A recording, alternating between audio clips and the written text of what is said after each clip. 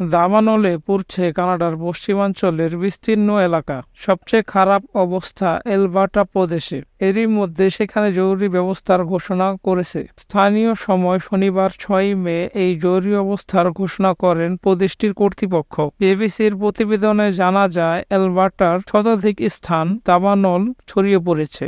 এমন পরিস্থিতিকে নজিরবিহীন করেছেন প্রদেশটির সরকার প্রধান ড্যানিয়েল স্মিথ।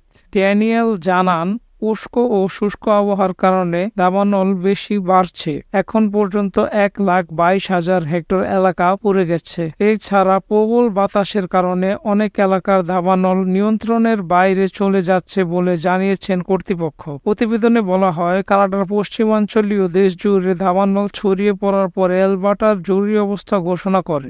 এছাড়া প্রায় ২৫,০০০ মানুষকে তাদের বাড়িঘর থেকে সরিয়ে নিরাপদ আশ্রয়ে নেওয়া হয়েছে। দাবানল এতটাই ভয়াবহ রূপ নিয়েছে যে প্রদেশটির অ্যাডসন শহরের বাসিন্দাদের অবিলম্বে শহর ছেড়ে চলে যেতে বলা হয়েছে। শহরটিতে ৮,০০০ বেশি মানুষের বসবাস।